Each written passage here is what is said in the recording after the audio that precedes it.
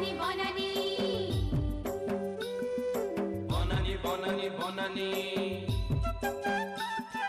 বন ও বনবাসীর জীবন রাগিণী বনানী বনানী বনানী सबुज संपदर अनन्य कहानी বনানী বনানী বনানী जंगल जात पदार्थ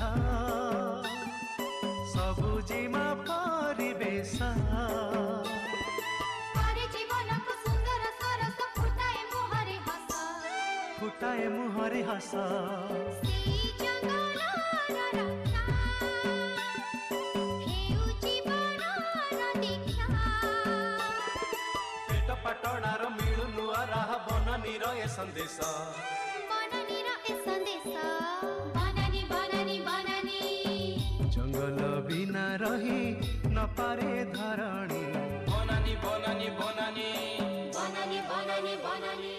नमस्कार श्रोता बंधु आपण मानकु आजिर बनानी कार्यक्रम को सबुज स्वागत। বনানী বনানী বনানী श्रोता बंधु वर्तमान परिस्थिति रे जंगल आउ वृक्ष संख्या द्रुत भाव रे ह्रास पाउछि सेथिपई आमे सजग हेई सचेतन हेई वृक्ष संख्या वृद्धि करबा सहित जंगलर अभिवृद्धि पई प्रयास करबा उचित। एथिपई आमको प्रचुर परिमाण रे वृक्षरोपण करबाको पड़िबो।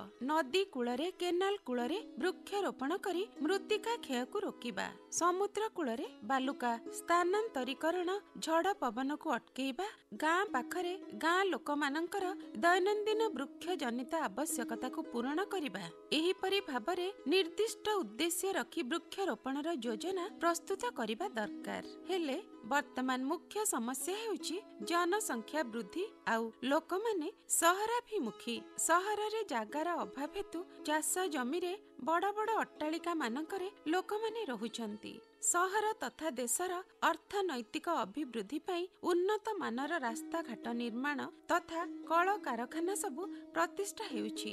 शिक्षा पई शिक्षानुष्ठान मनोरंजन तथा व्यवहार पई उद्यान केनाल सिनेमा गृह दोकान बजार मॉल आदि खोला जाउछि। ए सबु हबा द्वारा प्राकृतिक उपाय रे बढुथिबा गछ सबुकु काटिबाकु पडुछि। तेणु परिवेशर संतुलन को बजाय रखिबाकु हेले वृक्षरोपण निहाती जरूरी। वृक्ष राजी परिवेश को सुंदर करिथाए प्रदूषण को अनेक अंशरे प्रतिहत करिथाए। कल कारखानारू निर्गत अंगारकाम्ल गैस को ग्रहण करी सुस्थ वातावरण सृष्टि करिथाए। तेणु करी रास्ता कड़रे उद्यान चारि पाखरे खेल पड़ियार चारि कड़रे वृक्ष लगाइबा निहाती आवश्यक। एहा व्यतीत उजुड़ा जंगलर पुनरुद्धार कृत्रिम जंगलर सृष्टि करिबा वर्तमान परिस्थिति रे ग्रहणीय हेले एथिपई जनसाधारणक सहयोग आवश्यक। वन विभाग लोक मानकु सचेतन करी बाड़ी बगीचा रे खाली थिबा स्थान मानकरे बा अनाबादी जमी रे प्रचुर परिमाण रे वृक्षरोपण करिबा पई प्रवर्ताइबा उचित। श्रोता बंधु एई परिप्रेक्षी रे आज बनानी कार्यक्रम रे रहिछि एक विशेष आलोचनार विषय हेउछि कृत्रिम जंगल सृष्टि रे वन विभागर दायित्व और कर्तव्य। ए संपर्क रे आलोचना करिबा पई टेलीफोन माध्यम रे आम सहित जोड़ी हेई अछंती अवसर प्राप्त वन विभागर अधिकारी नायक श्री जगदीश प्रसाद सिंह एवं तांका सहित आलोचना रे अंशग्रहण करुछंती निहारपाड़ा पटनायक। सर नमस्कार, आपनको स्वागत करूछु हमर बनानी कार्यक्रम को। नमस्कार। ताले प्रथमे कहंतु मनीष जीवन रे जंगलर आवश्यकता कोन रहिछि? जेतबेले सृष्टि आरंभ हला पांचटी प्राकृतिक उपादान को नेकी सेटा आरंभ होइतिला जमी जल जन जंतु और जंगल। जदि आमे चारोटी प्राकृतिक उपादान को सजेगी भलो भाबरे संतुलित भाबरे रखि परिबा ताले ए मानव समाज सुस्थ रे बंची परिबो। आज्ञा सेथिपय कुहा हेतिला जे जमी जल जन जंतु जंगल सब रहिले आम मंगल। एटा के अजणा नहीं आजिकल जुगरे जे वृक्षरु आमे कोन पाउचे निरंतर अम्लजान आमे वृक्षरु पाइकी बंचीचे एवं वृक्षर परिमाण कमी गले आम परिवेश संतुलन हरउची एटा आजिकल काहाको अजणा नहीं। मनीष जन्म ठारू मृत्यु पर्यंत एई गछ पर निर्भर करिथाय। मुख्यतः आमर जेतिकी जीवन धारण पई जहा दरकार अधिकांश जिनिस आमे वृक्षरु पाइथाउ। ताले कोंतु आम ओडिसा रे जंगलर परिमाण केते रहिछि आ केते रहिबा कथा? आमर नेशनल एवरेज तो होची जियोग्राफिकल एरिया रो 33% जंगल रहिबा दरकार 1/3। जदि आमे ओडिसा स्तर को जिबा ତାହେଲେ ଆମେ ଗୋଟେ ଭଲ ସ୍ତରରେ ଅଛେ। ଆମର ସଂରକ୍ଷିତ ଜଙ୍ଗଲ ଏବଂ ଅନକ୍ଲାସ ଫରେଷ୍ଟ ମିଶିକି 58,136 ସ୍କୋୟାର କିଲୋମିଟର ଜଙ୍ଗଲ ଆମ ପାଖରେ ଅଛି, ଆଜ୍ଞା ଯୋଉଟା କି 37% 34% ଅଫ୍ ଆୱାର ଜୋଗ୍ରାଫିକାଲ ଏରିଆ। ଯଦି ଆମେ ଅନକ୍ଲାସ ଫରେଷ୍ଟ କୁ ଛାଡିଦବା ତାହେଲେ ଆମେ 33.5% ଫରେଷ୍ଟ କଭର ଓଡିଶାରେ ଅଛି ଏପର୍ଯ୍ୟନ୍ତ। ଆଜ୍ଞା କୃତ୍ରିମ ଜଙ୍ଗଲ କହିଲେ ସାଧାରଣ ଭାବରେ ଆମେ କଣ ବୁଝିବା? ପ୍ରାକୃତିକ ଯୋଉଟା ଆଗରୁ ରହି ଆସିଛି ସେଟାକୁ ପ୍ରାକୃତିକ, ଏବଂ ଯୋଉଟା ଆମେ ନୂଆ କରି କରିଥାଏ ସେଟା କୃତ୍ରିମ। ଆଜ୍ଞା ମଞ୍ଜିରୁ ହଉ କିମ୍ବା ଚାରା ଗଛ ଲଗେଇକି ହଉ ଯୋଉ ଜଙ୍ଗଲ ସୃଷ୍ଟି କରିଥାଏ ତାକୁ କୁହାଯାଏ କୃତ୍ରିମ ଜଙ୍ଗଲ। ପ୍ରାକୃତିକ ଜଙ୍ଗଲ ଯୋଉଟା ଆପଣ ଦେଖୁଛନ୍ତି ଚାରିଆଡେ, ସେ ଜଙ୍ଗଲ ଭିତରେ ବିଭିନ୍ନ କାରଣରୁ ଜନସଂଖ୍ୟା ବୃଦ୍ଧି, ଆମର ଉନ୍ନତିମୂଳକ କାର୍ଯ୍ୟକ୍ରମ ଗ୍ରହଣ କରିବା ଯୋଗୁଁ ଗୁଡାଏ ଜଙ୍ଗଲ ଆମେ ହରେଇ ବସିଲେଣି। ଆଜ୍ଞା ଏବଂ ଯୋଉ ଜଙ୍ଗଲକୁ ଦେଖୁଛନ୍ତି ବି ଆପଣ ପ୍ରାକୃତିକ ଜଙ୍ଗଲ ସବୁଜ ଦିଶୁଛି, ସେ ଜଙ୍ଗଲ ଭିତରେ ଗୁଡେ ଖାଲି ସ୍ଥାନ ବି ସୃଷ୍ଟି ହେଇଯାଇଛି। ବନ ବିଭାଗ ସେଇ ଖାଲି ସ୍ଥାନ ମାନଙ୍କରେ ବୃକ୍ଷ ଲଗେଇ ଜଙ୍ଗଲକୁ ସୃଷ୍ଟି କରିଥାଏ ଏବଂ ଜଙ୍ଗଲର ସାନ୍ଦ୍ରତା ବଢାଇଥାଏ। ତାହେଲେ କୃତ୍ରିମ ଜଙ୍ଗଲ ସୃଷ୍ଟି କରିବା କ୍ଷେତ୍ରରେ ବନ ବିଭାଗ କି ପଦକ୍ଷେପ ସବୁ ନଉଛି? ଯେତିକି ଆମର ଜଙ୍ଗଲ ରହିଛି ସେ ଜଙ୍ଗଲକୁ ଆମେ ମୁଖ୍ୟତଃ କ୍ରାଉନ ଡେନ୍ସିଟି ନେଇକି 3 ଭାଗରେ ଭାଗ କରାଯାଇଥାଏ। ଗୋଟେ ଭେରି ଡେନ୍ସ, ଗୋଟେ ମଡରେଟଲି ଡେନ୍ସ, ଆଉ ଗୋଟେ ଓପନ ଫରେଷ୍ଟ। ଆମ ଓଡିଶାରେ ଜଙ୍ଗଲର କଭର ଠିକ ଅଛି। ଭେରି ଡେନ୍ସ ଯେତିକି ଜଙ୍ଗଲ ଥିଲା, ଘଞ୍ଚ ଜଙ୍ଗଲ ଯଦି କ୍ରାଉନ ଡେନ୍ସିଟି 70% ରୁ ଅଧିକା ଥିବ ତାକୁ ଆମେ ଘଞ୍ଚ ଜଙ୍ଗଲ କହିଥାଉ। ଆଜ୍ଞା ଯଦି 40 ରୁ 70% ଥିବ ତାକୁ ଆମେ ମଡରେଟଲି ଡେନ୍ସ ଫରେଷ୍ଟ କହିଥାଉ। ଯଦି ଏଇଟା କମି କମି 10% ରୁ 40% ହେଇଯିବ ତାହେଲେ ସେଇଟାକୁ ଆମେ ଓପନ ଫରେଷ୍ଟ କହିଥାଉ। ଆଜ୍ଞା ଲେସ୍ ଦେନ୍ 10% ଯୋଉଟା ରହିଲା ସେଟା ଜଙ୍ଗଲ ସ୍କ୍ରବ ଫରେଷ୍ଟ। ଏଇଭଳି ଆମେ କ୍ଲାସିଫିକେସନ କରିଥାଉ ଏବଂ ବର୍ତ୍ତମାନ ସାଟେଲାଇଟ ସର୍ଭେ ଦ୍ଵାରା ଜଙ୍ଗଲର ଡେନ୍ସିଟି ନିରୂପଣ କରାଯାଉଛି। ଆଜ୍ଞା ସେ ଅନୁସାରେ ଦେଖିବାକୁ ଗଲେ ଆମର ଯୋଉ ମଡରେଟଲି ଡେନ୍ସ ଫରେଷ୍ଟ ଧୀରେ ଧୀରେ ଓପନ ଫରେଷ୍ଟ ଆଡକୁ ଯାଉଛି, ଓପନ ଫରେଷ୍ଟ ଧୀରେ ଧୀରେ ସ୍କ୍ରବ ଫରେଷ୍ଟ ଆଡକୁ ଯାଉଛି। ବନ ବିଭାଗର ପ୍ରୟାସ ଯୋଗୁଁ ବର୍ତ୍ତମାନ କୃତ୍ରିମ ବନୀକରଣ ଯୋଗୁଁ ଆମେ ଏଇ ପରସେଣ୍ଟେଜ ଟାକୁ ମେଣ୍ଟେନ କରିକି ରଖିପାରିଛେ ଏବଂ ଜଙ୍ଗଲର ସାନ୍ଦ୍ରତା ବି ରଖିପାରିଛେ। ତଥାପି ଲୋକମାନଙ୍କର ଯୋଉ ଭଳି ଚାହିଦା ଅଛି ଜଙ୍ଗଲଜାତ ଦ୍ରବ୍ୟର, ଗାଈ ଗୋରୁ ଚରିବାଠୁ ଆରମ୍ଭ କରିକି ଉପକରଣଠୁ ଆରମ୍ଭ କରିକି ଘର ତିଆରି ଜିନିଷ ଇତ୍ୟାଦି ଇତ୍ୟାଦି ସବୁ ଜିନିଷ ଜଙ୍ଗଲରୁ ଲୋକ ବର୍ତ୍ତମାନ ବି ଆଣୁଛନ୍ତି। ସେଥିପାଇଁ ଗୁଡେ ଖାଲି ଜାଗା ସୃଷ୍ଟି ହେଇଯାଉଛି। ସେଇ ଖାଲି ଜାଗା ଗୁଡିକ ପୂରଣ କରିବା ପାଇଁ ବନ ବିଭାଗ ବିଭିନ୍ନ ସ୍କିମ ମାଧ୍ୟମରେ କୃତ୍ରିମ ଭାବେ ବନୀକରଣ କରୁଛନ୍ତି। ଆଚ୍ଛା ଯେମିତି ଆପଣଙ୍କର କାମ୍ପା ଗୋଟିଏ ସ୍କିମ୍ ଅଛି, ଆଜ୍ଞା ନ୍ୟାସନାଲ ଆଫରେଷ୍ଟେସନ ସ୍କିମ୍ ଅଛି, ଏବଂ ଆମର ମୁଖ୍ୟତଃ ମନରେଗାରେ ଆମେ ବହୁତ ଗୁଡେ ବନୀକରଣ କରିଥାଉ। ତେଣୁ ଏଇ ଯୋଉ ବନୀକରଣ କାର୍ଯ୍ୟକ୍ରମ ଆରମ୍ଭ କରାଯାଇଥାଏ, ଏ ଜଙ୍ଗଲକୁ ପ୍ରଥମତଃ ସର୍ଭେ କରିକି ଦେଖାଯାଏ କୋଉଠି କୋଉଠି ଖାଲି ସ୍ଥାନ ରହିଛି ଏବଂ ଆମର ବନ ପରିଚାଳନା ପାଇଁ ଗୋଟିଏ ୱାର୍କିଂ ପ୍ଲାନ 10 ବର୍ଷିଆ ପ୍ଲାନ ପ୍ରତ୍ୟେକ ବନ ଖଣ୍ଡରେ ରହିଛି। ସେଇଥିରେ ବି ପ୍ରତ୍ୟେକ ଜଙ୍ଗଲର ପ୍ରତ୍ୟେକ ଫରେଷ୍ଟ ବ୍ଲକର ଡାଟା ସେଥିରେ ଅଛି ଆଜ୍ଞା ଏବଂ ସେଥିରେ ଲେଖା ଯାଇଛି ପ୍ରସ୍ତାବିତ ଭାବରେ ରହିଛି କୋଉଠି ପ୍ଲାଣ୍ଟେସନ କରାଯିବ, କୋଉଠି ରିହାବିଲିଟେସନ କରାଯିବ, ଗ୍ୟାପ ପ୍ଲାଣ୍ଟେସନ କରାଯିବ ଏବଂ କୋଉଠି ସଏଲ ମଏଶ୍ଚର କନଜରଭେସନ କରାଯିବ ତା ଦେହରେ ଚିହ୍ନିତ କରାଯାଇଛି। ସେଇ ଅନୁସାରେ ବନ ବିଭାଗରେ ବନଖଣ୍ଡରେ ପ୍ରତିବର୍ଷ ଏହି କାର୍ଯ୍ୟକ୍ରମ ଗ୍ରହଣ କରାଯାଉଛି ଆଜ୍ଞା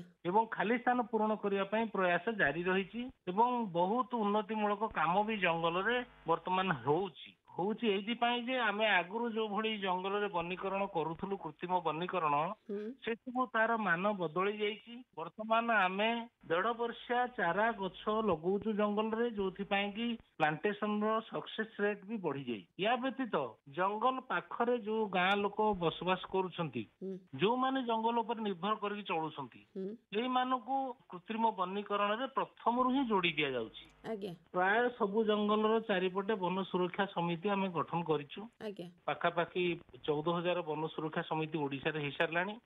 ଯୋଉମାନେ ବି ଏଇ ଜଙ୍ଗଲ ସୁରକ୍ଷାରେ ତାଙ୍କର ଦୀର୍ଘ ଦିନର ଅନୁଭୂତିକୁ ପ୍ରୟୋଗ କରି ବର୍ତ୍ତମାନ ଆଗ୍ରହ ପ୍ରକାଶ କରୁଛନ୍ତି ଏବଂ ବନୀକରଣରେ ବି ନିଜକୁ ସାମିଲ କରୁଛନ୍ତି। ଆଜ୍ଞା ସେମାନେ ଯଦି ଆମର ଷ୍ଟେକ ହୋଲ୍ଡର୍ସ ଆମର ଯଦି ମ୍ୟାନେଜର ବନିଗଲେ, ଯୋଉମାନଙ୍କ ପାଇଁ ଆମେ କରୁଛେ ସେମାନେ ଯଦି ପ୍ରଥମରୁ ଇନଭଲ୍ଭ ରହୁଛନ୍ତି, ତାହେଲେ ଆମର ବନୀକରଣ କାର୍ଯ୍ୟକ୍ରମଟା ସୁଚାରୁ ରୂପେ ଠିକ ସମୟରେ ହେଇପାରୁଛି ଏବଂ ତାର ସୁରକ୍ଷା ମଧ୍ୟ ମିଳୁଛି। ତେଣୁ ବନ ସୁରକ୍ଷା ସମିତିର ଗୋଟେ ଗୁରୁ ଭୂମିକା ରହୁଛି ଜଙ୍ଗଲ ଭିତରେ କୃତ୍ରିମ ବନୀକରଣ କରି ତାକୁ ସଫଳ କରିବାରେ। ସର୍ବସାଧାରଣ ଜାଗାରେ ବି ଆମେ କୃତ୍ରିମ ଭାବରେ ବନୀକରଣ କରୁଛୁ, ଯେମିତି ମନରେଗାରେ ଆମେ କରୁଛୁ ରାସ୍ତା କଡରେ, ରାସ୍ତାର ଦୁଇ ପାର୍ଶ୍ୱରେ ବନୀକରଣ କରାଯାଉଛି ଏବଂ ନୋଟିଫାଇଡ ଫରେଷ୍ଟ ବାହାରେ ବି ଯୋଉ ଜଙ୍ଗଲ ଜମି ରହିଛି, ଗ୍ରାମ୍ୟ ଜଙ୍ଗଲ ହଉ କି ପତରା ଜଙ୍ଗଲ ହଉ, ସେ ଜଙ୍ଗଲକୁ ଚିହ୍ନଟ କରି ରେଭିନ୍ୟୁ ଅଥରିଟିଙ୍କର ପରମିସନରେ ସେଠି ବନୀକରଣ କାର୍ଯ୍ୟକ୍ରମ କରାଯାଉଛି, କୃତ୍ରିମ ବନୀକରଣ, ଯୋଉଟା କି ଗାଁ ପାଖରେ ସହର ପାଖରେ ଯୋଉଠି ବି ଜାଗା ରହୁଛି ସେଠି ଆମେ ବନୀକରଣ ବି କରିପାରୁଛୁ। ୟା ବ୍ୟତୀତ ଜିଲ୍ଲାପାଳଙ୍କର DRDA ସଂସ୍ଥା ତରଫରୁ ମଧ୍ୟ ବନୀକରଣ ପାଇଁ ଆମକୁ ଅର୍ଥ ମିଳିଥାଏ। ସେଥିରେ ଆମେ କିଛି ବନୀକରଣ କାର୍ଯ୍ୟକ୍ରମ କରିଥାଉ। ତେଣୁ ମାସି ପ୍ଲାଣ୍ଟେସନ ଦ୍ୱାରା ଆଜି ଓଡିଶାର ଫରେଷ୍ଟ କଭର ଆମେ 37% ରଖିପାରିଛୁ। ଆପଣ ଆଉ ଗୋଟେ କଥା ଶୁଣିକି ଖୁସି ହେବେ, FSI ର ଯୋଉ ରିପୋର୍ଟ ଆସିଛି ଇନକ୍ରିଜ ଇନ ଫରେଷ୍ଟ କଭର, ମାନେ ଫରେଷ୍ଟ କଭର ର ଆମର ଯୋଉ ବୃଦ୍ଧି ଘଟିଛି 5ଟି ରାଜ୍ୟ ଆମ ଭାରତ ବର୍ଷରେ ବୃଦ୍ଧି କରିଛନ୍ତି, ସେ ଭିତରେ ଆମ ଓଡିଶା ଅଛି। 2015 ରୁ 2021 ଭିତରେ 537 ସ୍କୋୟାର କିଲୋମିଟର ଜଙ୍ଗଲ ବଢିଛି ଏବଂ ଏଇ ବଢିବାର ଶ୍ରେୟ ଆମ ରାଜ୍ୟ ସରକାରଙ୍କୁ ଯାଉଛି, ତାଙ୍କ ପ୍ଲାନିଂ ତଥା ଆମର ବନ ସୁରକ୍ଷା ସମିତି ଏବଂ ସର୍ବସାଧାରଣଙ୍କୁ ମଧ୍ୟ ଯାଉଛି। ଆଜିକାଲି ଆପଣ ଦେଖିବେ ଆମେ ଜୁଲାଇ ମାସରେ ଯେତେବେଳେ ଚାରା ବଣ୍ଟନ କରୁଛୁ, ଆଗ ଅପେକ୍ଷା ଏବେ ଅଧିକ ଡିମାଣ୍ଡ ରହୁଛି ଚାରାର। ୟା ଛଡା ଗୋଟେ ବାମ୍ବୁ ମିଶନ ଅଛି, ବହୁତ ଲୋକ ତାଙ୍କର ନିଜ ଜମିରେ ବି ବାଉଁଶ ଲଗାଉଛନ୍ତି। ଆମେ ଭାବୁଛୁ ଏଇ ଟ୍ରେଣ୍ଡ ଟା ଯଦି ଓଡିଶାରେ ରୁହେ ତାହେଲେ ଆଗାମୀ ଦିନରେ ବି ଆହୁରି ଅଧିକା ଆମର ଫରେଷ୍ଟ କଭର ବଢିବ। ସାର୍, ଏଇ କୃତ୍ରିମ ଜଙ୍ଗଲ କେଉଁ କେଉଁ ସ୍ଥାନରେ ସବୁ ସୃଷ୍ଟି କରାଯାଇ ପାରିବ? ବନ ବିଭାଗ ଯୋଉ ଜଙ୍ଗଲ କରୁଛି ନୋଟିଫାଇଡ ଫରେଷ୍ଟ ଭିତରେ କରୁଛି, ନୋଟିଫାଇଡ ଫରେଷ୍ଟ ର ବାହାରେ ଯୋଉଟା କରୁଛି ମନରେଗାରେ ଯୋଉ ଏରିଆ ଆମେ ନଉଛୁ, ଭିଲେଜ ହେଲା, ପତରା ଜଙ୍ଗଲ ହେଲା, ଛୋଟ ଜଙ୍ଗଲ, ବଡ ଜଙ୍ଗଲ, ଏସବୁ ରେଭିନ୍ୟୁ ଅଥରିଟିଙ୍କ ଅଣ୍ଡରରେ ଥାଏ। ସେଇ ଜଙ୍ଗଲ ଗୁଡାକରେ ଆମେ ମନରେଗାରେ ପ୍ଲାଣ୍ଟେସନ କରୁଛୁ ଏବଂ ଯୋଉ ପ୍ଲାଣ୍ଟେସନ ଟା କରାଯାଉଛି ମନରେଗାରେ, ସେଥିରେ ଲୋକମାନଙ୍କର ଚାହିଦା ମୁତାବକ ଲୋକମାନଙ୍କର ଚଏସ ଅନୁସାରେ ଆମେ ଗଛ ଲଗେଇଥାଉ। ଆପଣ ଯଦି ଗୋଟେ ଅଦରକାରୀ ଗଛଟେ ଲଗେଇଦେଲେ ଲୋକଙ୍କର ଆଗ୍ରହ ରହିବନି, କି ଗାଈ ଗୋରୁ ଚରିଯିବେ, ଲୋକ କେହି ଦେଖିବେନି।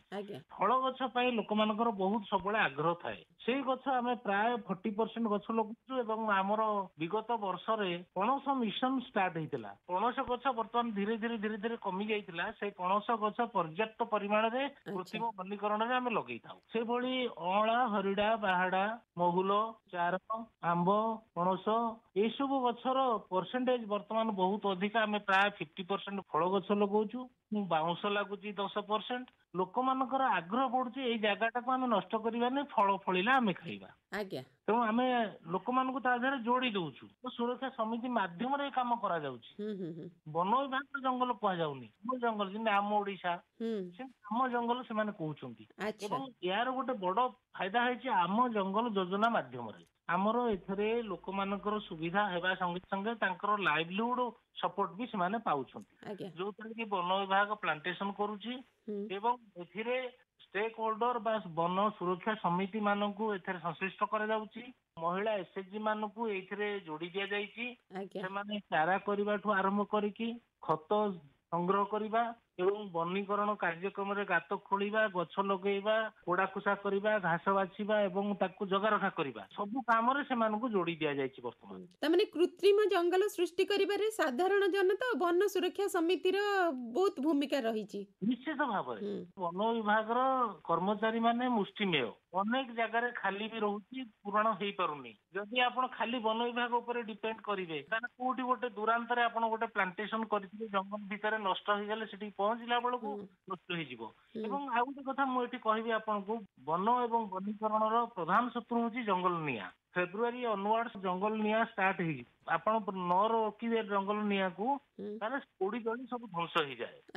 ତେଣୁ ଆମେ ଯଦି ଗାଁ ଲୋକଙ୍କୁ, ଯୋଉଠି ଆମେ କାମ କରୁଛୁ ଜଙ୍ଗଲ ପାଖରେ, ସେଇ ପାଖ ଗାଁ ଲୋକଙ୍କୁ ଯଦି ଯୋଡି ଦେଇଥିବୁ ତାହେଲେ ସେମାନେ କଣ କରିବେ, ତାଙ୍କ ସମ୍ପତ୍ତି ବୋଲି ସେମାନେ ଦୌଡ଼ିକି ଯାଇକି ନିଆଁଟାକୁ ଲିଭେଇବେ କିମ୍ବା ନିଆଁ ନ ଲଗେଇବା ପାଇଁ ବ୍ୟବସ୍ଥା କରିବେ। ଯଦି ଥରେ ଜଙ୍ଗଲ ନିଆଁ ଲାଗିଗଲା, ଆପଣ ଯେତେ ଭଲ ପ୍ଲାଣ୍ଟେସନ କରିଥାନ୍ତୁ, ଯେତେ ଭଲ ଚାରା ଲଗେଇଥାନ୍ତୁ, ଯାହା ଔଷଧ ସାର ଦେଇଥାନ୍ତୁ, ସେ ସବୁ ବେକାର ଯିବ, ସବୁ ଜିରୋ ହେଇଯିବ। ତେଣୁ ଜଙ୍ଗଲ ପାଖରେ ଯୋଉ ଆମର ବନ ସୁରକ୍ଷା ସମିତି ଅଛି, ସର୍ବସାଧାରଣ ଅଛନ୍ତି, ଗାଁ ଲୋକ ଅଛନ୍ତି, ତାଙ୍କ ନଲେଜରେ ଯଦି ଆପଣ ଗୋଟେ ବନୀକରଣ କରିବେ, କୃତ୍ରିମ ବନୀକରଣ ସମସ୍ତଙ୍କ ନଜରରେ ଥିବ। ଆମେ କଣ କରୁ, ଜୁଲାଇ ମାସର ପ୍ରଥମ ସପ୍ତାହଟା ବନ ମହୋତ୍ସବ ସପ୍ତାହ। ସେଇ ସମୟରେ କଣ କରିଥାଉ, ପ୍ରତ୍ୟେକ ଗାଁରେ ଆମେ ଗୋଟେ ଗୋଟେ ପ୍ରୋଗ୍ରାମ କରିଥାଉ। 8-10 ବନ ସୁରକ୍ଷା ସମିତି ଏକାଠି କରି ବନୀକରଣ କାର୍ଯ୍ୟକ୍ରମ ଗୋଟେ ଗ୍ରହଣ କରିଥାଉ। ତାଙ୍କୁ ସେଠି ଆମେ ଶିଖେଇଥାଉ, ଗୋଟେ ଯେମିତି ଆପଣଙ୍କର ଅଷ୍ଟପ୍ରହରୀ ହଉଛି, ଯାତ୍ରା ହଉଛି ସେଇ ଟାଇପ ର ଗୋଟେ ଅର୍ଗାନାଇଜ କରିକି ହୁଁ ଗୋଟେ ସେରିମୋନିଆଲ କରିକି ଆମେ ତାଙ୍କୁ ସେଥିରେ ଉତ୍ସାହିତ କରିଥାଉ ଗଛ ଲଗେଇବା ପାଇଁ ଏବଂ ଗଛ କେମିତି ଲଗା ହେଇଥିବ କଥା ମାଧ୍ୟମରେ ଆମେ ତାକୁ ଡେମନଷ୍ଟ୍ରେଟ କରିଥାଉ। ତେଣୁ ସେମାନଙ୍କର ଏ ସ୍କିଲ୍ ବି ବଢିଗଲାଣି, ଗଛ ଲଗେଇବା ପ୍ରଣାଳୀ ବଢିଗଲାଣି। ଆପଣ ଦେଖନ୍ତୁ ଗଛ ତ ମୁଁ କହିଛି ପ୍ରଥମରୁ ଦୁଇ ପ୍ରକାରରେ ଆମେ କୃତ୍ରିମ ଜଙ୍ଗଲ କରିପାରିବା, ଆଜ୍ଞା ଗୋଟେ ମଞ୍ଜିରୁ କରିବା, ଗୋଟେ ଚାରାରୁ ଲଗେଇବା। କରିବା ହଁ କିନ୍ତୁ ମଞ୍ଜି ଅପେକ୍ଷା ଚାରା ଗଛ ପ୍ଲାଣ୍ଟେସନ କଲେ ସଫଳତା ବେଶୀ ମିଳିବ। କାହିଁକି ସେଠି ଗୋଟେ ମାଇକ୍ରୋରାଇଜେସନ ଗୋଟେ ହୁଏ। ଆପଣ ଯଦି ଚାରାଟାକୁ ପଲିଥିନ ମୁଣାରେ ସୃଷ୍ଟି କରିକି 1.5 ବର୍ଷ ରଖିଥିବେ ହୁଁ ତାହେଲେ ସେଥିରେ ଚାରା ଯେ ମାଇକ୍ରୋରାଇଜେସନ ହେଇଥାଏ ତା ଭିତରେ ଗୋଟେ ଖାଦ୍ୟ ପ୍ରସ୍ତୁତ ହେଇଥାଏ, ସେଇ ଚାରାଟା ବଳିଷ୍ଠ ହେଇଥାଏ। ହୁଁ କାରଣ 4 ସେଣ୍ଟିମିଟର ପୋଲାର ଗାର୍ଥର ଚାରା ଯଦି ନେଇକି ଆପଣ ଲଗେଇବେ ପଲିଥିନ ମୁଣାରେ ଥିବାଟା 12-10 ଜରି ମୁଣାରେ ଆମେ କରିଥାଉ, 1.5 ବର୍ଷ କାଳ ସେ ଯଦି ଚାରାଟା ରହିଥିବ ସେଥିରେ ତାର ଔଷଧ ସବୁ ପ୍ରକାର ଦିଆ ହେଇକି ତାର ରୁଟ ସିଷ୍ଟମ ଡେଭଲପ କରିଯାଇଛି। ସେଇ ଚାରାଟା ନେଇକି ଲଗେଇଲେ ତାର ସଫଳତା ବେଶୀ ହବ। ଆଜ୍ଞା ଆପଣ ଯଦି କହି ମଞ୍ଜି ବୁଣିଲେ ବି ଗଛ ହବ ହୁଁ ହବ, କିନ୍ତୁ ତା ଅପେକ୍ଷା ଆମେ ଚାରାଟା ନେଇକି ରୋପଣ କଲେ ଆଉ ଟିକେ ବଳିଷ୍ଠ ଗଛ ହେଇପାରିବ। ସାର୍, କୃତ୍ରିମ ଜଙ୍ଗଲ ସୃଷ୍ଟି କରିବା ପଛରେ ଉଦ୍ଦେଶ୍ୟ କଣ? ପ୍ରାକୃତିକ ଜଙ୍ଗଲ ଯୋଉ ବଢିବାରେ ଲାଗିଛି ବୋଲି ଲୋକ ସମସ୍ତେ ଭାବିଥାନ୍ତି, ବର୍ତ୍ତମାନ ସମସ୍ତଙ୍କ ପାଇଁ ଜଙ୍ଗଲ ଓପନ ଅଛି। ସବୁ ବନ ସୁରକ୍ଷା ସମିତିଙ୍କ ହାତରେ ଜଙ୍ଗଲ ବର୍ତ୍ତମାନ ପ୍ରାୟତଃ ଅଛି। ଜଙ୍ଗଲ ପରିଚାଳନା କରିବା ସଙ୍ଗେ ସଙ୍ଗେ ସେମାନେ ତାଙ୍କର ଯେତିକି ଦରକାର ଜିନିଷ ସେତିକି ଆଣିବା କଥା ଏବଂ ସଷ୍ଟେନେବୁଲ ୱେରେ କରିବା କଥା। ଆମର ଜଙ୍ଗଲ ନଷ୍ଟ ହବାର ଅନେକ କାରଣ ଭିତରୁ ଗରିବୀ ବି ଗୋଟେ କାରଣ। ଆଜି ବି ଲୋକ ଜଙ୍ଗଲରୁ କାଠ ଆଣିକି କିଛି ଲୋକ ଜାଳୁଛନ୍ତି। ଏତେ ସୁବିଧା କରିଗଲା ପରେ ବି ଜଙ୍ଗଲରୁ କାଠ ଆଣିକି ଜାଳିବା ଲୋକ ବି ଏବେ ବି ଅଛନ୍ତି। ଆଜ୍ଞା ତେଣୁ ଗରିବ ଲୋକଟେ ଜଙ୍ଗଲକୁ ଯାଉଛି, ହୁଁ ସେ କାଠଟା କୋଉ ଗଛ କଣ ନ ଜାଣିକି ଯଦି ଛୋଟ ଗଛ ଅଛି କାଟିକି ସେ ବିଡା କରିକି ଧରିକି ପଳେଇ ଆସୁଛି। ଆପଣ ଗୋଟେ ବଡ ଗଛର ଡାଳଟିଏ କାଟିଦେଲେ ବରଂ ଭଲ, ଛୋଟ ଗଛ ଯୋଉ ଜଙ୍ଗଲରେ ଉଠିଥାଏ ତାକୁ ଯଦି ଗୁଡାଏ 50-100 ଗଛ କାଟିକି ସେ ବିଡା କରିକି ନେଇ ଆସିଲା ତାହେଲେ ଅଧିକ ଗଛ ନଷ୍ଟ କରିବ। ଆଜ୍ଞା ଆଜ୍ଞା ତେଣୁ ସେଇ ସବୁ ଜିନିଷ ଦୂର କରିବା ପାଇଁ କିଛି ଲାଇଭଲିହୁଡ ଅପସନ ଆମର ଦିଆଯାଉଛି। ବନ ବିଭାଗ ବର୍ତ୍ତମାନ ଗାଁ ଲୋକଙ୍କୁ ସଂଶ୍ଳିଷ୍ଟ କରି ସେଇ ଲୋକମାନଙ୍କର କେମିତି ରୋଜଗାର ପାଇବେ, ସେମାନେ ଏକ ମଜୁରୀ କରିକି ପାଇବେ, ଦୁଇରେ ସେମାନେ ସେଇ ଜଙ୍ଗଲରୁ କେମିତି ଗୋଟେ ସଷ୍ଟେନେବୁଲ ୱେରେ ଜଙ୍ଗଲରୁ ସେଥିରୁ ବେନିଫିଟ ପାଇବେ ସେଇ କଥା ଆମେ ସଭା ସମିତି କରିକି ବନ ସୁରକ୍ଷା ସମିତିରେ ବୁଝେଇଥାଉ। କେମିତି ସଷ୍ଟେନେବୁଲ, ସମସ୍ତଙ୍କର ଜାଳ ଦରକାର।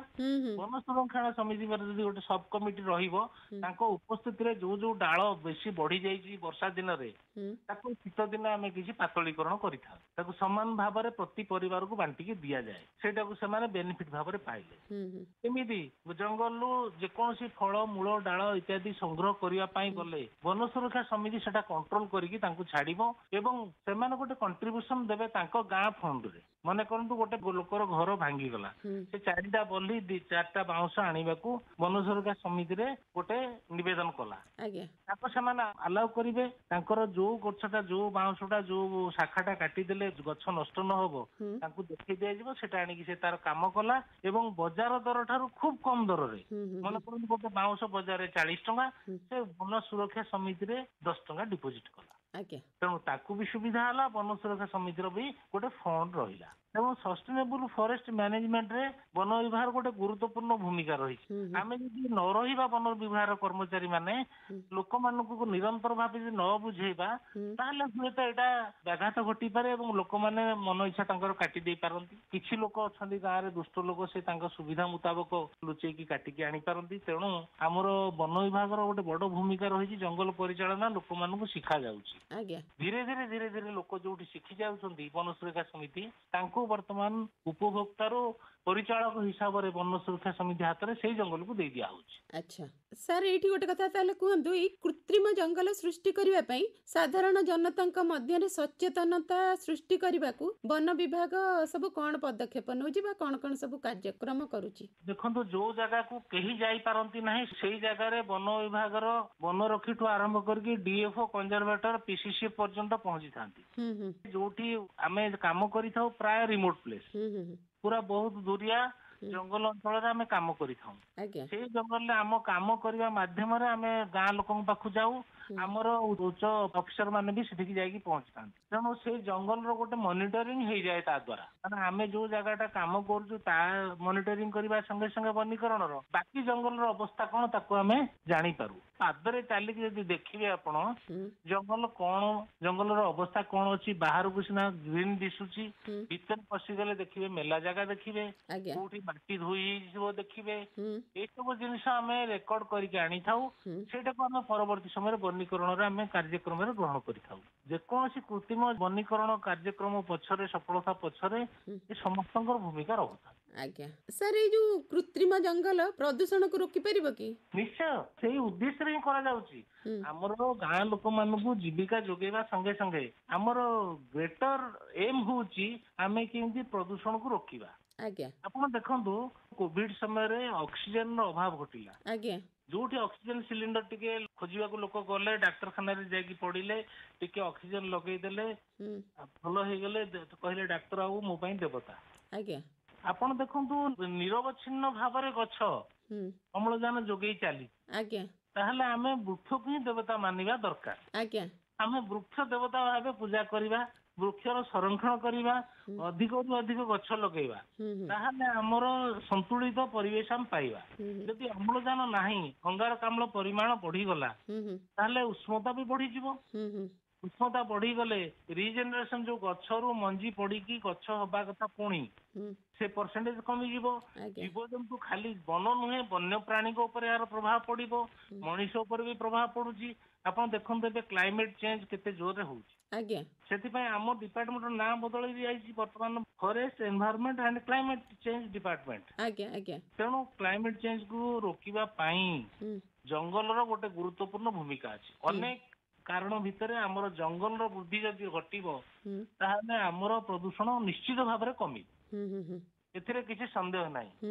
ସାର୍ ଏତେ ଯଦି କାମ ହଉଛି ତଥାପି ବି ଦେଖାଯାଉଛି ନିକଟ ଅତୀତରେ ଭୁବନେଶ୍ୱର ପୁରା ପ୍ରଦୂଷିତ ସହର ଦେଖାଇଥିଲା ଆମ ଓଡିଶାରେ। ଏଇଟା କେମିତି ସମ୍ଭବ ହେଇଥିଲା ସାର୍? ତାର ଅନେକ କାରଣ ଅଛି। ଅର୍ବାନାଇଜେସନ ପାଇଁ ଅଧିକ ଅଧିକ କୋଠାବାଡି ହେଲା, ସଡକ ହେଲା, ଚଉଡା ସଡକ ହେଲା, ବୃକ୍ଷର ପରିମାଣ କମିଗଲା। ଆଗ ଯେମିତି ଆମର ଭୁବନେଶ୍ୱର କୁହନ୍ତି ଏକାମ୍ର କାନନ। ଆଜ୍ଞା ଭୁବନେଶ୍ୱରର ପ୍ରକୃତ ନାଁ ହଉଛି ଏକାମ୍ର କାନନ। ଆଜ୍ଞା ଜଙ୍ଗଲ ଥିଲା, ଏଠି ପ୍ରଚୁର ଜଙ୍ଗଲ ଥିଲା। ରିଜର୍ଭ ଫରେଷ୍ଟକୁ ଭାଙ୍ଗିକି ବି ଆମେ ସହର ଗଢି ଉଠିଛି।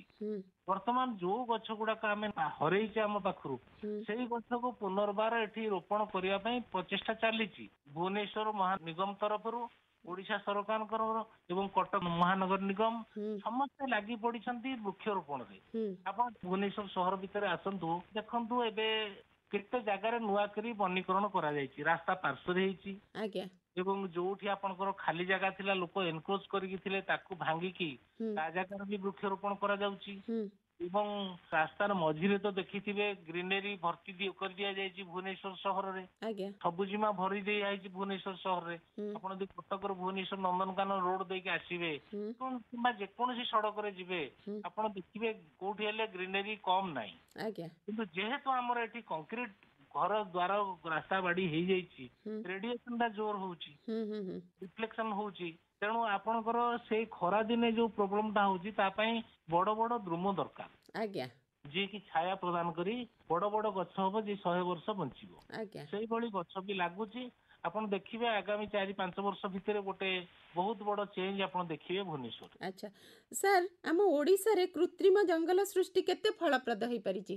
ଫଳପ୍ରଦ ତ ହେଇଛି ନିଶ୍ଚୟ, ନହେଲେ 537 ସ୍କୋୟାର କିଲୋମିଟର ଜଙ୍ଗଲ ବଢି ନଥାନ୍ତା। ବନୀକରଣ ଆମେ ଯେକୌଣସି ମାଧ୍ୟମରେ ବ୍ଲକରେ ହଉ କି DRDA ହଉ କି ବନ ବିଭାଗ ହଉ କି ଗାଁ ଲୋକମାନେ ନେଇକି ଯୋଉ ଗଛ ଲଗାଉଛନ୍ତି, ବନ ସୁରକ୍ଷା ସମିତି ସମସ୍ତଙ୍କର ପ୍ରଚେଷ୍ଟାରେ 537 ସ୍କୋୟାର କିଲୋମିଟର ଜଙ୍ଗଲ ଯେତେବେଳେ ବଢିଛି ଆଉ ଆମର ପ୍ରମାଣ କିଛି ଦରକାର ନାହିଁ, ଆମେ ନିଶ୍ଚିତ ଭାବରେ ଏ ବାବଦରେ ସଫଳ ହେଇଛେ ବୋଲି କହିପାରିବା। ଆଚ୍ଛା ତାହେଲେ ଶେଷରେ ଆମ ଶ୍ରୋତା ବନ୍ଧୁ ମାନେ ଯୋଉମାନେ ଆମର କାର୍ଯ୍ୟକ୍ରମ ଶୁଣୁଛନ୍ତି ଏଇ କୃତ୍ରିମ ଜଙ୍ଗଲ ସୃଷ୍ଟିକୁ ନେଇ ସେମାନଙ୍କୁ କଣ ଉପଦେଶ ଦେବେ? ମୁଁ ତ ନିଶ୍ଚୟ ଉପଦେଶ ଦେଇ ଆସୁଛି 30-40 ବର୍ଷ ହେଲା। ଆଉ ଥରେ ମୁଁ ଅନୁରୋଧ କରିବି, ନମସ୍କାର କରିବି, ସମସ୍ତଙ୍କୁ ଆହ୍ୱାନ କରିବି ଯେ ବର୍ଷା ଦିନ ଆସିବା ପୂର୍ବରୁ ଆପଣ ସମସ୍ତେ ଜଣକେ 1, 2, 3, 5ଟା ଯାହାର ଯେତିକି ସୁବିଧା ଅଛି ସେତିକି ବନୀକରଣ ଗଛ ଲଗେଇବା ପାଇଁ ଯୋଜନା କରନ୍ତୁ। ଆପଣଙ୍କୁ ଚାରା ଦରକାର ଥିଲେ ବନ ବିଭାଗର ନିକଟସ୍ଥ ନର୍ସରୀରୁ ଆପଣ ଉନ୍ନତ ମାନର QPM ଯୋଉଟା କହୁଛନ୍ତି ଉନ୍ନତ ମାନର ଚାରା ପାଇପାରିବେ। ଆପଣଙ୍କ ଚାହିଦା ମୁତାବକ ଚାରା ପାଇଁ ଆପଣ ଗୋଟେ ନିକଟସ୍ଥ ବନ ଅଫିସରେ ଗୋଟେ ରିକ୍ୱିଜିସନ ଦେଇ ଦିଅନ୍ତୁ ଏବଂ ଜୁଲାଇ ମାସର ପ୍ରଥମ ସପ୍ତାହରୁ ଆପଣ ଲାଗି ପଡନ୍ତୁ ବୃକ୍ଷରୋପଣରେ। ୟା ବ୍ୟତୀତ ଯାହାର ବଗିଚା ପାଇଁ ଜାଗା ଅଛି, ଯାହାର ଘର ଚାରିପଟେ ଜାଗା ଅଛି, ସମସ୍ତଙ୍କୁ ଅନୁରୋଧ କରିବି ସେ ସେଇ ଜାଗା ମାନଙ୍କରେ ନିଶ୍ଚିତ ଭାବରେ ଗଛ ଲଗାନ୍ତୁ। ଆପଣଙ୍କ ଘରକୁ ଯେମିତି କଭର କରି ରହିବ ଗଛ, ସେଇଭଳି ଗ୍ରୀନେରୀ ଆପଣ ଚାରିଆଡେ ସୃଷ୍ଟି କରନ୍ତୁ। जा हो नायक श्री जगदीश प्रसाद सिंह सर आपण टेलीफोन माध्यम आम सहित एत समय जोड़ी ही रहिले कृत्रिम जंगल सृष्टि रे वन विभाग दायित्व कर्तव्य संपर्क रे पुंखानुपुंख भाव में आम श्रोता बंधु मानक बहुत सुंदर भाव में कहले से आपण को आमर बनानी कार्यक्रम तरफ अनेक अनेक धन्यवाद नमस्कार। नमस्कार। जही जंगल तही मंगल।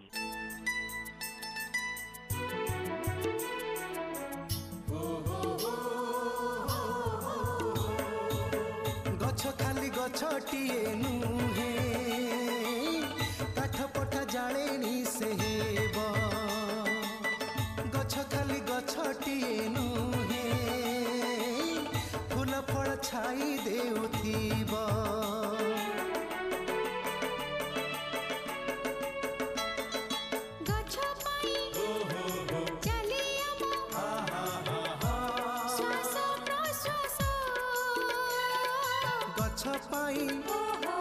निर्मल रुहे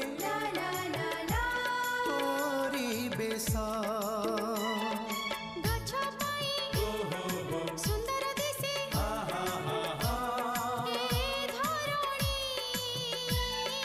गछ पाई हसुथाए सबुज बनानी गछ खाली गछटिए नुहे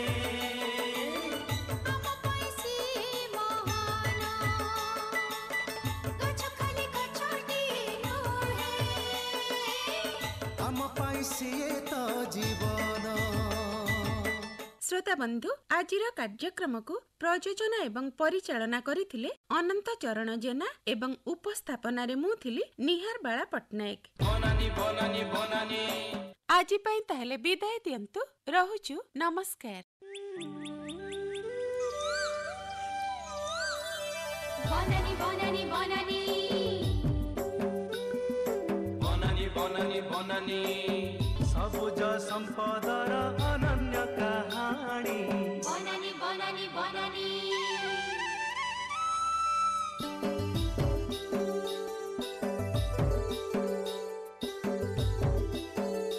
जंगल जात पदार्थ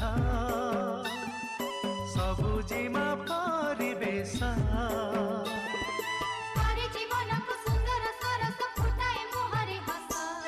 फुटाए मुहरे हस